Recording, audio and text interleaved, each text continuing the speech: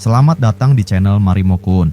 Di sini kita akan menyelami petualangan epik dan tak terlupakan dari dunia One Piece, tempat Monkey D. Luffy dan kru topi jerami berlayar menantang arus untuk mencari One Piece dan mewujudkan impian menjadi Raja Bajak Laut.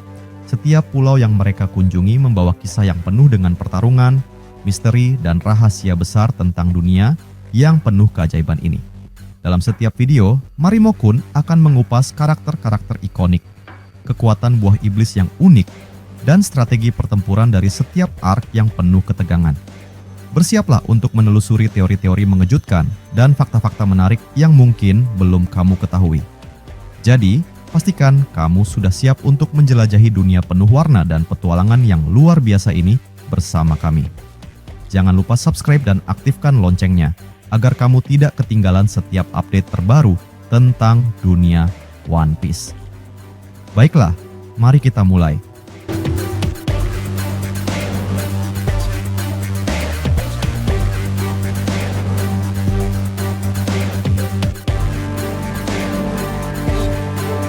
One Piece chapter 1141 dan 1142 telah menjadi perbincangan hangat di berbagai forum penggemar. Seperti biasa, Eiichiro Oda kembali menyajikan cerita yang penuh kejutan, ketegangan, serta pengembangan karakter yang semakin mendalam. Kisah dimulai dengan perpisahan dua kelompok utama dari bajak laut topi jerami. Luffy dan Zoro memutuskan untuk menuju ke dunia bawah, sementara Nami dan Rod berlayar ke desa barat menggunakan kapal awan. Mereka tidak sendiri, karena turut membawa dua raksasa penjaga yang dalam keadaan terluka akibat pertempuran sebelumnya. Selama perjalanan, Nami terus menggerutu karena merasa kecewa.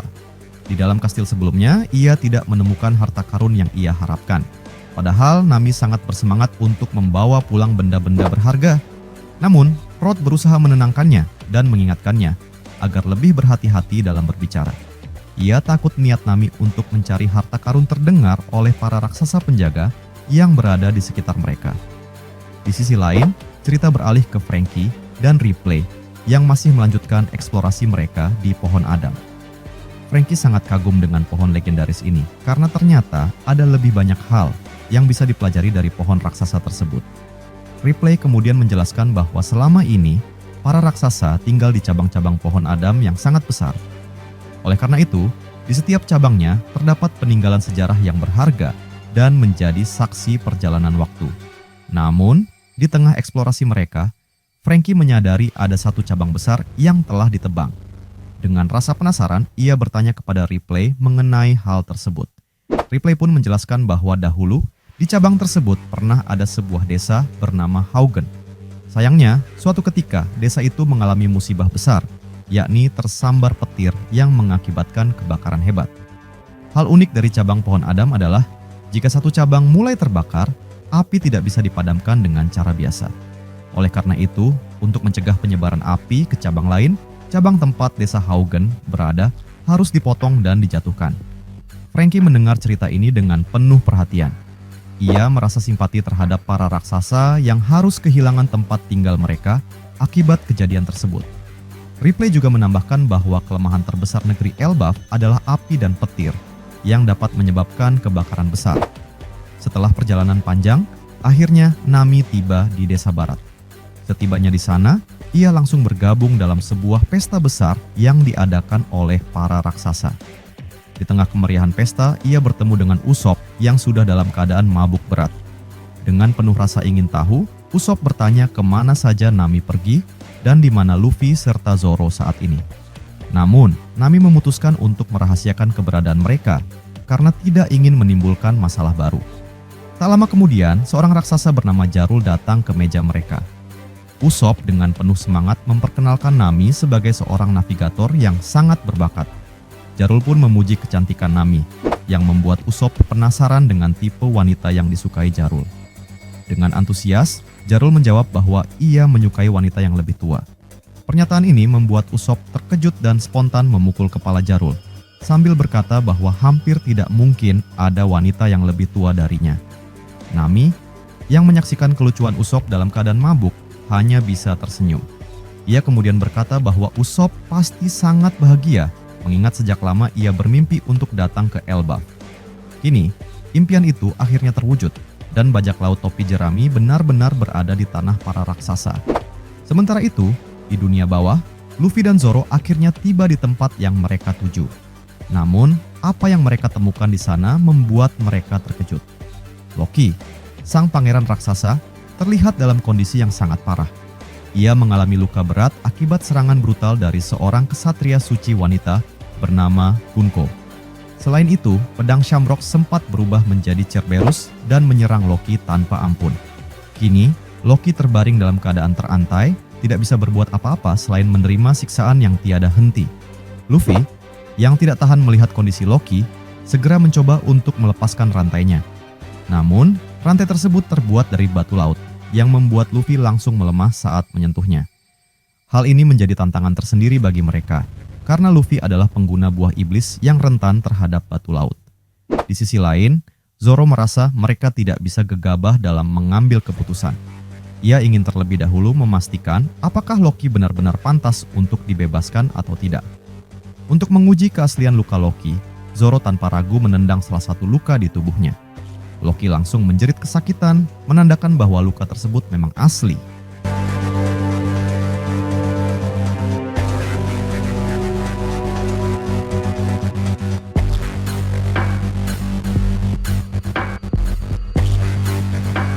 Luffy marah kepada Zoro karena menurutnya tindakan itu terlalu kejam. Namun, Zoro dengan santai menjawab bahwa jika Loki memang lemah dan mati karena tendangannya, berarti itulah takdirnya. Meskipun terlihat keras, tindakan Zoro ini sebenarnya bertujuan untuk mengantisipasi kemungkinan Loki berkhianat setelah dibebaskan. Setelah perdebatan sengit, akhirnya Zoro setuju untuk membebaskan Loki, tetapi dengan satu syarat. Satu borgol batu laut tetap dibiarkan terpasang di pergelangan kaki Loki. Hal ini dilakukan agar Loki tetap dalam keadaan lemah jika suatu saat ia berubah menjadi ancaman. Setelah Loki dibebaskan, situasi semakin menegangkan. Tiba-tiba, Hajrudin dan para krunya muncul dengan ekspresi panik. Mereka langsung memperingatkan Luffy tentang bahaya Loki. Menurut Hajrudin, Loki adalah sosok yang sangat licik dan tidak bisa dipercaya. Sejak kecil, Loki dikenal sebagai seseorang yang selalu menyembunyikan niat jahat di balik kata-katanya yang manis. Namun, peringatan ini datang terlambat. Loki sudah terlanjur bangkit dan berdiri di hadapan mereka. Dengan ukuran tubuhnya yang sangat besar, Loki tampak seperti raksasa tak terkalahkan. Meski masih mengenakan satu borgol batu laut, ia tetap menunjukkan kekuatan luar biasa. Ia lalu mengambil palu raksasa dari punggungnya sambil memasang senyuman licik. Hajrudin berteriak kepada semua orang agar segera menjauh dari Loki. Ia menyebut nama Ragnir, yang bisa jadi adalah nama senjata Loki atau teknik serangan yang akan ia gunakan. Serangan ini disebut memiliki daya hancur yang sangat besar. Jika benar demikian, membebaskan Loki mungkin adalah keputusan yang keliru. Namun, di sisi lain, bajak laut topi jerami tidak akan tinggal diam. Trio monster mereka, Luffy, Zoro, dan Sanji, siap menghadapi segala kemungkinan. Apalagi, Luffy sebagai manusia karet tidak akan terpengaruh oleh serangan petir. Zoro dan Sanji pun sudah terbiasa menghadapi musuh dengan kekuatan serupa. Akhirnya, pertarungan besar pun tak terhindarkan. Akankah Loki benar-benar menjadi ancaman besar? Atau justru ada kejutan lain yang menanti? Yang jelas, chapter 1141 meninggalkan banyak misteri dan ketegangan yang akan berlanjut di chapter berikutnya.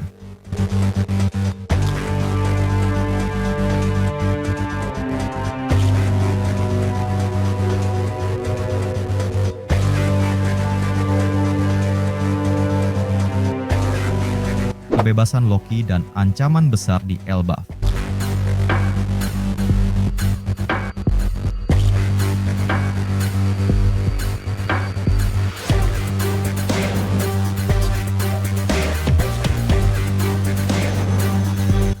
Setelah peristiwa dramatis di chapter sebelumnya, chapter 1142 melanjutkan kisah yang semakin memanas di dunia bawah Elbaf. Keadaan saat ini sangat mencekam karena Loki, raksasa terkuat yang paling ditakuti di negeri itu, akhirnya berhasil terbebas. Semua ini terjadi akibat tindakan Luffy dan Zoro yang tanpa berpikir panjang telah membebaskannya dari belenggu. Sebenarnya, Hajrudin dan krunya dari bajak laut New Giant Warrior telah datang bersama Sanji dengan tujuan menghentikan mereka sebelum Loki benar-benar dilepaskan. Namun, sayangnya, mereka tiba terlambat. Sang pangeran sudah bebas dari rantai yang membelenggunya. Meski masih ada satu borgol batu laut yang terpasang di pergelangan kaki kirinya, hal itu tidak cukup untuk menahan amarah dan kekuatannya. Dengan kekuatan fisik serta haki luar biasa yang ia miliki, Loki masih mampu mengamuk tanpa hambatan. Begitu terbebas, Loki langsung mengeluarkan senjata andalannya, sebuah palu raksasa dari punggungnya. Ia kemudian melancarkan serangan dahsyat bernama Ragnir yang menghasilkan petir masif. Hajrudin dan krunya pun langsung kesakitan akibat serangan listrik tersebut. Namun, Luffy tetap berdiri tanpa terkena dampaknya, karena tubuh karetnya membuatnya kebal terhadap serangan listrik. Di sisi lain, Zoro dan Sanji memang merasakan sakit luar biasa akibat sengatan petir itu, tetapi mereka masih mampu bertahan. Sebagai petarung berpengalaman, mereka telah beberapa kali menghadapi musuh dengan serangan petir yang lebih kuat, seperti Big Mom dan Enel.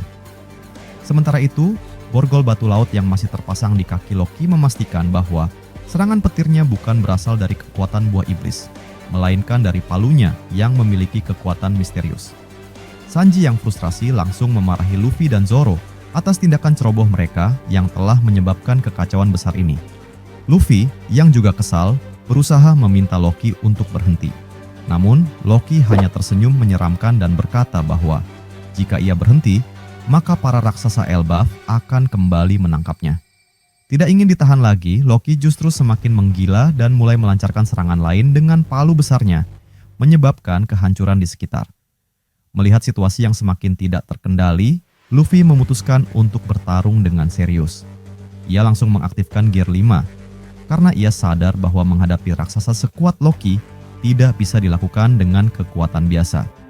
Begitu Luffy berubah ke dalam mode ini, Loki bisa merasakan energi besar yang mengalir dari tubuhnya.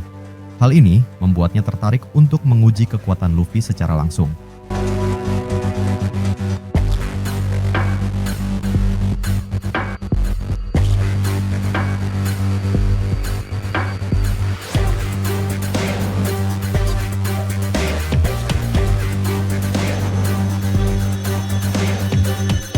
Sementara itu, di desa barat, para raksasa sudah mendengar kabar bahwa Hajrudin dan krunya telah pergi ke dunia bawah untuk menghentikan Luffy yang hendak membebaskan Loki. Salah satu raksasa di sana berharap mereka bisa menghentikan Luffy tepat waktu, karena jika Loki benar-benar bebas, maka Elbaf akan kembali menghadapi masalah besar. Sayangnya, mereka belum menyadari bahwa semua sudah terlambat. Loki telah terlepas dari belenggunya. Dory dan Brogy, dua legenda dari Elbaf, ikut berdiskusi tentang situasi ini. Dari berbagai cerita yang beredar, mereka tahu bahwa Loki adalah individu yang sangat berbahaya. Meski begitu, mereka juga merasa penasaran akan kekuatan sebenarnya dari sang pangeran. Selama lebih dari 100 tahun, Dory dan Brogy telah berkelana dan tidak berada di Elbaf. Mereka pergi sejak sebelum Loki lahir, dan ketika mereka kembali, Loki sudah dalam keadaan tertahan. Oleh karena itu, mereka belum pernah menyaksikan langsung bagaimana mengerikannya kekuatan Loki. Di satu sisi, sebagai warga Elbaf, mereka mengerti bahwa Loki harus tetap ditahan demi keamanan negeri itu. Namun, sebagai prajurit dan bajak laut sejati, mereka juga memiliki dorongan untuk melihat dan menguji sendiri kekuatan sang pangeran raksasa. Sementara mereka sibuk membahas situasi ini, seorang raksasa bernama Jarul hanya diam dan teringat akan masa lalunya.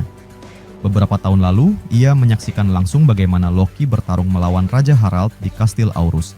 Dalam kilas balik yang ditampilkan, terlihat banyak raksasa penjaga yang telah tumbang, termasuk Jarul sendiri. Meskipun ia selamat dari pertempuran itu, ia hampir kehilangan nyawanya saat menghadapi Loki. Ketegangan semakin meningkat ketika tiba-tiba sebuah kapal awan mendekati desa barat. Seorang raksasa turun dengan tergesa-gesa dan membawa kabar buruk. Sekolah Walrus sedang diserang oleh musuh yang sangat kuat. Kekacauan besar telah terjadi di sana dan anak-anak raksasa berada dalam bahaya. Ternyata ini adalah ulah para kesatria suci yang dalam 2 chapter sebelumnya berencana mengadakan permainan berburu dengan menangkap anak-anak raksasa untuk dijadikan tawanan. Mendengar kabar ini, Jarul, Dory, Brogy, dan para kru bajak laut topi jerami yang berada di desa barat langsung berubah haluan. Mereka membatalkan rencana untuk pergi ke dunia bawah dan memutuskan untuk pergi ke sekolah Walrus terlebih dahulu guna menyelamatkan anak-anak yang ada di sana. Kini, ada dua kekacauan besar yang terjadi secara bersamaan di Elbaf. 1. Kebebasan Loki yang menyebabkan kehancuran di dunia bawah. 2. Serangan kesatria suci terhadap sekolah Walrus. Situasi ini membuat para raksasa kebingungan. Namun, karena di dunia bawah sudah ada Luffy, Zoro, dan Sanji yang bisa menangani Loki, mereka memutuskan untuk lebih fokus pada penyelamatan anak-anak di sekolah Walrus. Di tempat lain, bajak laut Akagami juga sedang membicarakan perkembangan yang terjadi di Elbaf.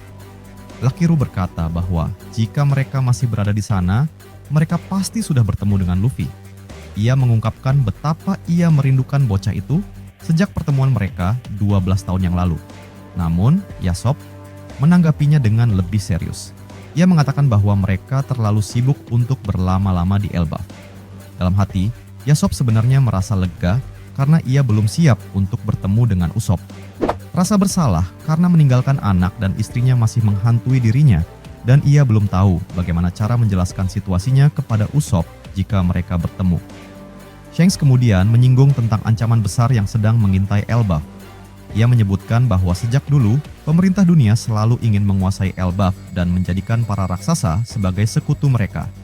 Kini, dengan kehadiran dua kesatria suci di Elbaf, tampaknya rencana tersebut mulai dijalankan. Ben Beckman pun menambahkan bahwa selama Loki masih hidup, ancaman dari dalam negeri sendiri juga akan terus ada. Dengan semua faktor ini, meskipun Elbaf adalah negeri yang paling kuat di dunia, negeri itu juga sangat rentan terhadap masalah besar. Saat ditanya apa yang akan dilakukan bajak laut Akagami jika terjadi ancaman serius terhadap Elbaf, Shanks dengan tegas menjawab bahwa karena hubungan baiknya dengan para raksasa, bajak laut Akagami pasti akan turun tangan jika keadaan benar-benar memburuk. Chapter 1142 memperlihatkan semakin banyak konflik yang terjadi di Elbaf, mulai dari pertarungan besar antara trio monster versus Loki hingga serangan kesatria suci di sekolah Walrus. Dengan semakin banyak pihak yang bergerak, cerita di Elbaf semakin mendekati titik puncaknya. Kita tunggu kelanjutan kisah seru ini di chapter berikutnya.